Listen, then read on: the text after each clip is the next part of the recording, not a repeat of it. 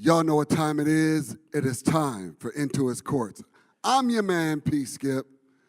Got my crew with me. T-Mac. Hola. Chili Willie. Gracias, gracias, amigo. You've just tuned in to the best sports talk show on all of the radio. Congratulations. Listen, we got a lot to talk about today. I'm excited. Wow. I want to talk about something that all of us need to really evaluate. And I'm going to read a scripture, but I want us to really talk about the back end of it. And that comes from Matthew chapter 10, verse 10. In the New Living Translation, it says, "Don't carry a traveler's bag with a change of clothes and sandals or even a walking stick. Don't hesitate to accept hospitality." Here's where I want to go. Because those who work deserve to be fed. And I read that because if you look now, there's a bunch of contracts that are out there that are just absolutely amazing. And then there's some contracts that are coming up. If you go into baseball, Mike Trout of the Los Angeles Angels got an agreement for 12 years, $430 million. Not $430, $430 million of them dollars. Make it plain, sir. And then Bryce Harper was like, listen, I want close to that kind of money. He got 13 years, $330 million. And so you're looking at these kind of dollars and you start to say, he that works, does he deserve to be fed like this? And so now I start to think about bringing that home. And for me, I've always said, if you put in a good job, you do a good job at whatever you're doing, you deserve to get paid what you can be paid. Mm-hmm. I don't think anybody should say, put a limitation on how much you can get paid. It's that old cliche of an honest day's work deserves an honest wage and an honest day's pay. Amen. And probably if you look at these guys, what they do beyond the job, the off-the-field stuff that these guys do, probably they're working harder when they're not on the field than they are when they're on the field. You know, so they're putting in that extra work to get that extra pay. But then I start to think about, let's bring this home. Our Milwaukee Bucks. Our beloved Eric Bledsoe just got a new contract, and I'm excited about that. But then we got some contracts that are coming up. Mm-hmm. We got Chris Middleton that's getting ready to come up. We got Brogdon that's getting ready to come up. Mm-hmm. And we have to decide, who do we keep? Who do we let go? Who do we pay? Who do we give minimum? Who do we trade? Yeah. All those things have to, who's trade bait to get something, an upgrade if we need it? What are we looking at as a organization? Now, I look at these players and I go, you know, there's a great nucleus. But what I also know is, even with a great nucleus, money changes how. It's economics behind this. Oh, yeah. There's some economics behind this. Yeah, it's in John Horst got a lot of work in it. You know, for sure. You know, he and you know, we are always mentioning Giannis as maybe the league MVP, and Coach Bud maybe the league coach of the year. Yeah. John Horst deserves some credit. Yeah. And his name needs to be mentioned when you talk about GM of the year. Yeah, no doubt. Agreed. Because he has done a great job to make sure that we don't lose a step. He adds somebody go down. He got somebody else in the bullpen. He got somebody else on the bench, ready, who's seasoned, proven, that we can step right in and keep on flowing. So he has shown himself in his short tenure as the leader and the general manager of the Milwaukee Bucks as being a good decision maker. But what else he has shown is that he's done his research. Yeah, he's done his research, and he knows exactly who to get and how much we can afford under the circumstances that we're in. So with that in mind, I think we're in good hands. But still, it's an economic issue. Yeah, I would have to agree. I mean, he's done a masterful job of player evaluation. Yes. Right. You know, keeping not only, you know, the finances right, you know, the profit and loss, but even getting the players that we need at whatever price it is that does not disrupt the chemistry and the fluidity that the team has been able, you know, to roll with. So Milwaukee should catch a lot of hardware at the end of this season, Yes. which you've just laid out. We've talked about before. Giannis on the player tip, Coach Bud on the coach tip, and now, you know, Mr. Horst on the whole GM tip. I think that one of the things that is always interesting when you talk about sports franchises and the impact that sports has on even the general economy is, you know, well, hey, is it worth it to a community to invest in sports franchises? Is it worth it to the community to build a stadium, to be able to generate merchandise sales, ticket sales, TV contracts, and all these different types of things that generate revenue that creates enough of a pool of resources to be able to kind of pick and choose and get the parts that you need? I would say yes, that it's definitely worth the investment, as we've seen with the success and the energy that our sports teams, you know, in this particular conversation, the Bucks have really brought back to, you know, the city of Milwaukee. Well, with that in mind, having a professional franchise is the difference between you being considered a major city. Right. Because it can't be population, because you have a lot of cities that have large populations. For instance, Columbus, Ohio. Columbus, Ohio is bigger than almost at least half of the teams in the NBA. But no one is talking about Columbus, Ohio, or even visiting there, or going to get a Columbus, Ohio XYZ jersey or hat, because they don't have a major league franchise. So that takes away from their status as a world-class major league city. So if you don't have a professional franchise, then what you're saying is that you're comfortable being relegated to small town USA for the rest of your existence. And the taxpayers and the citizens benefit from that, or there's some things that they don't get because of that. You know, for me, I look at all what's getting ready to happen, and like you said, there's some major decisions that need to be made. But for me, I'm saying, okay, there's definitely has to be dollars and cents that have to be dealt with here.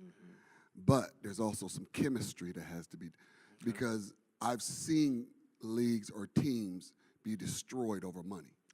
That locker room stuff. That off the court, this cat first, you know, he ain't bringing in the most points, but he bringing in the most dollars. He's not the face of the franchise, but he making more money than the face. And that has caused some drama. Because for a lot of people, money is their significance. You know, what they're bringing in. But what my prayer is that doesn't happen with Milwaukee, and that these guys just keep playing like they're playing, like they just love the game. Man, they play like they love the game. They play the game like they love the game, and like they really like each other. Yes. Do you think there's a difference, Pastor Skip? Is one more important than the other? Chemistry versus paying players at a rate that will have them wanting to come and play for your city, or is it a case-by-case basis? In some cases, the pay is the most important. Chemistry takes a second, you know, backseat. In other cases, chemistry is what's most paramount or most important, and then pay takes a backseat to that. I think what we're starting to see a trend is that the players before, it was all about the dollars. Now it's about chemistry and who's a good fit for me. Because now you have these players that are saying, case in point, Anthony DeBrow is saying, listen, I'm leaving $25 million on the table to not be here no more. So for him, it ain't the money. It's, I want to go someplace where I like where I am, where I like the team. There's possibilities for us to win championships. I want to go where I like the chemistry. And he's even said, and Milwaukee is an option. Yes. Okay. Milwaukee's on the table, knowing that you ain't going to get the max at Milwaukee.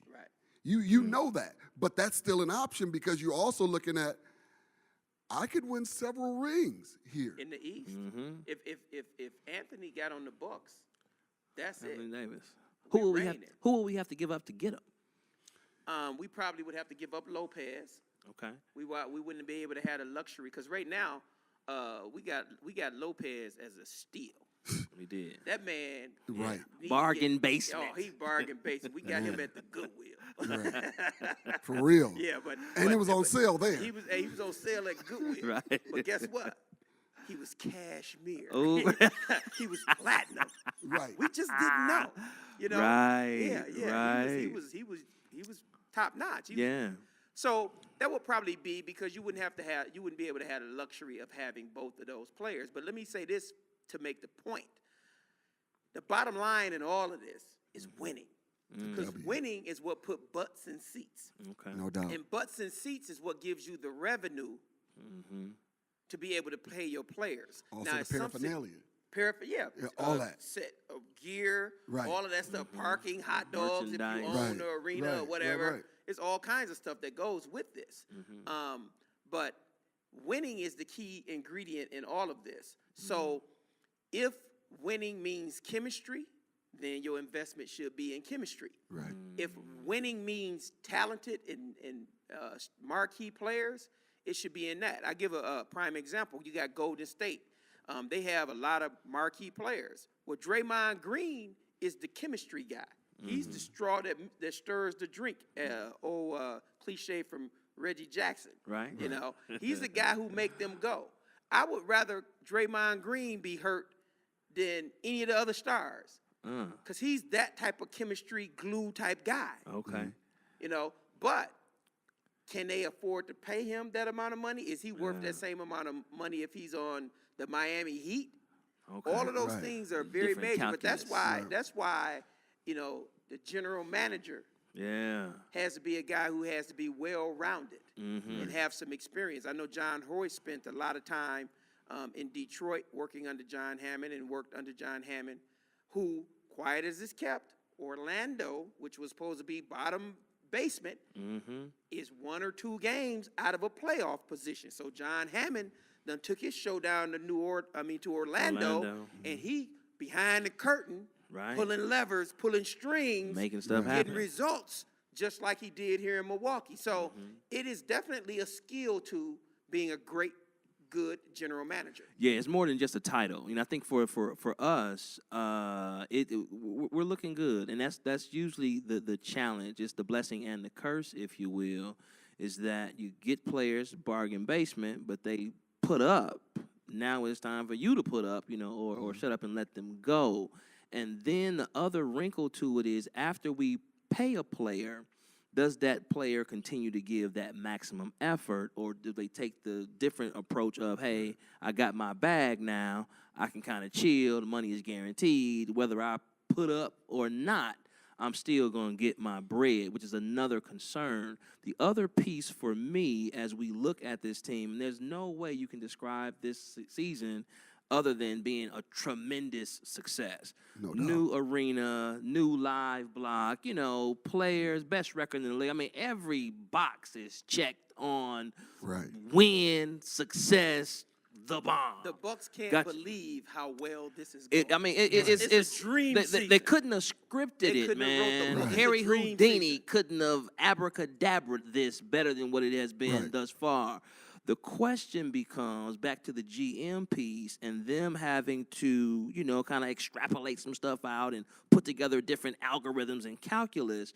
The question becomes if the Bucks get put out, let's say, in the first round of the playoffs, Not or gonna even the happen. second round for that matter, will the seasons be considered a failure of sorts from the standpoint of I'm going to keep all my players because they've taken me to the promised land? But if the playoffs are a little bit disappointing, what does that do to that calculus of re-signing players, whether the chemistry piece is something that needs to be sacrificed or maintained, or whether or not payroll is what we're looking at to maintain or increase? Well, I want to go from 2 different angles. From a fan standpoint, them being put out in the playoffs, first, second round, yeah, it's a bust.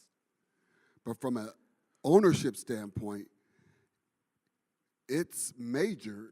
This is a great season regardless because I don't remember the last time it was hard to get a Bucks ticket. Right. I don't remember the last time that the Bucks have been sold out on a regular basis. So that arena's being paid for, salaries are being paid for. They've done well financially. They've done well with their brand this year. They've done well with international appeal.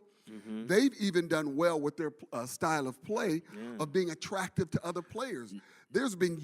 I don't remember the last time somebody said, I would love to go play at Milwaukee. Nationally televised games. Yes, on a regular basis when we wasn't having that before. Yeah. So, and there's an international flavor with Giannis being one of the best in the league, if not the best player, or at least MVP this year.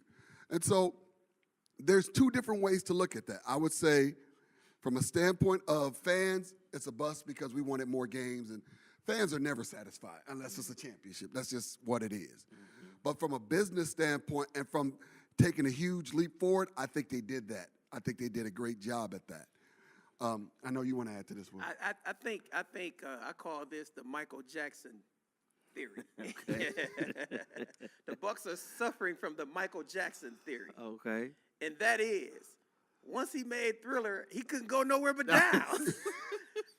If you can't beat Thriller. Right. So if you don't beat Thriller, you're a failure. Right. So the Bucks this season has been Thriller. Yeah, a raising of the bar for sure. Oh, man. So anything that's not, really right now, personally, I think the Bucks can go to the NBA Finals and win it. But a disappointment for me would be for them not to reach the Eastern Conference Finals. Okay. I think they should at least reach the Eastern Conference Finals. Right. If they don't get to the Eastern Conference Finals, based on the type of season they've been having, and they not just got the best record and all that, man, they breaking folks off. They are. Yep. I'm talking about they probably average double-figure wins when you put all they probably average 10 points a game win. They like 9.5 on a differential. Yeah, point differential. And the closest people is like 5-something. Right. So the Bucks ain't just winning basketball games. They going through just, tattooing people. And it doesn't matter who the opponents are either. We've beaten the best, whoever has the best record in the league. It don't matter. It don't matter. That would be Exactly. us. It don't matter. Exactly. But I'm saying, top tier teams have caught L's from us as well. Because that expectation has gotten so high. Yeah. Right. I agree. Yeah. It's the Michael Jackson Thriller syndrome. That's what's going So on. what you're with the saying Bucks. is if they don't at least make it to the finals, then you sing another Michael Jackson song, which is Annie, Are You Okay? Shamo. Are you okay, Annie? So with that being said, I do think there's definitely, and even that's been a win for us, an expectation from the fans that we haven't had in a while. Right. A buzz in this city, life downtown. It is really becoming almost like the Forum used to be, the place to go now. Yeah. It is now versus going to see a game. It's now turning into an event. Yeah.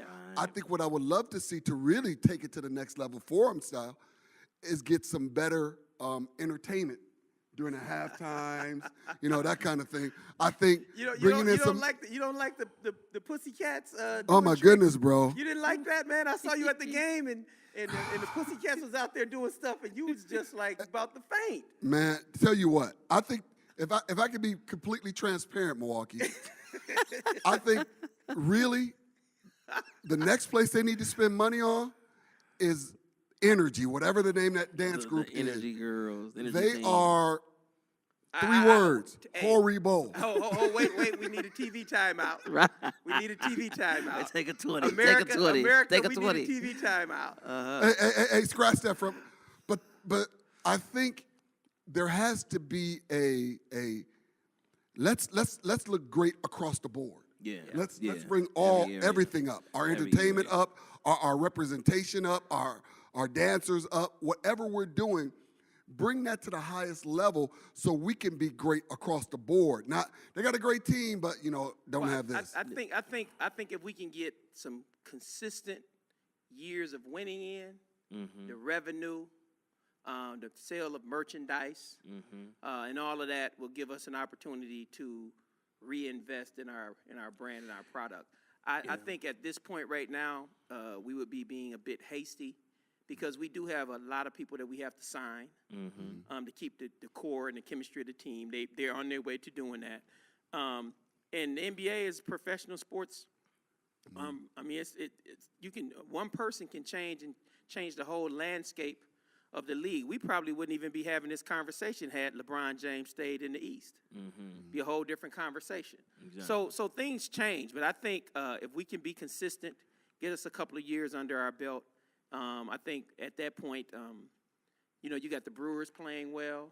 You got the face of football, Aaron Rodgers is at the games on regular.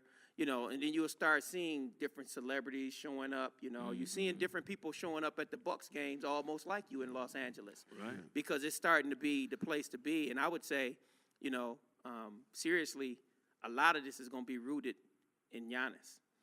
Yeah, I would have to agree. And I would even say with areas that yet can stand some improvement, that there have been, upgrades across the board, from the vendors to the selection of where stuff is placed, and even the energy dancers. Y'all all right with us? Energy y'all dancers. all right with me and Tim? They all right with you?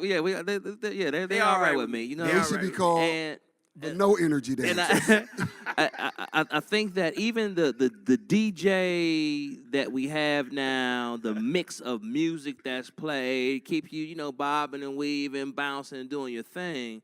I think with the energy dancers, there could be some additional maybe integration of some of that fire that come from the wheels of steel into some of the dance routines. But I think that with the winning and the increase of the cachet of the Bucks being an experience, the Bucks game is the place to be. Everybody and their mama wants to go there, the hottest ticket in town, etc. That will lend itself to also improving on the entertainment during the timeouts, during the halftime shows, and things like that. So I think we're really on good footing. And shout out to Miss, Melanie Ricks for being able to go to the All-Star game this past year as part of some of the entertainment that we have. So we're seeing an uptick. Yeah, congratulations, Mel. Love you, Mel. Congratulations. Yeah, so maybe she can bring some of the the energy, because she can dance, she can bug. We see you. She's we see you. Coordinator, right? You can I'm can not bug. exactly sure what her role is, but bring I know some of that still improvement. Involved. Yeah, to the energy. So I think choreographer. So I think we're in good hands, and so a lot to look forward to, and it has been a major improvement on what we've had. So sometimes when you go to the next level, you kind of got to get used to being up there because it's rarefied air. Right. And as you get your footing and stuff like that, let's do this. You can tighten some things up. We talked about the Bucks, but baseball season started. And the same type of season that the Bucks are having now, the Brewers had last year. Yeah. Right. And people was disappointed when they didn't go to the World Series. And the Brewers was battling just like the Bucks was battling. The Brewers like, we know we small market, but take these 3 home runs in this uppercut. Right. Call me in the morning. And stay and watch us on TV next week. Exactly. The Bucks taking a page out of the Brewers book. Yes, and the Brewers are back at it again. And that same kind of energy that's going on downtown is going on out at, is it called Miller Park now? Miller Park. It's still Miller still Park? Miller Park. Okay, Miller Park. Until the end of this year, right? Yeah, soon it'll be American Park. Family Insurance Park. But so you got the Bucks going on one end of the town. You got the Brewers going on at the other end of the town.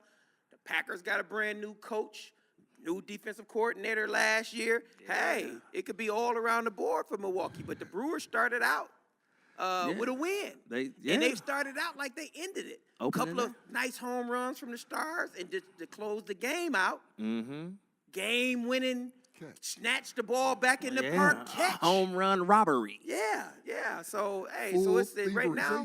Yeah, exactly. Yeah, so right now it's a fun time to be in sports in Milwaukee. Yeah, I agree. The energy and the excitement in this city, again, I love it because it's not just the fans that are here, but it's starting to make businesses look here. It's starting to make, and I love the fact that, again, you watch the Bucks on TV, and you see Giannis jerseys all. It doesn't matter where you go now. Oh, yeah.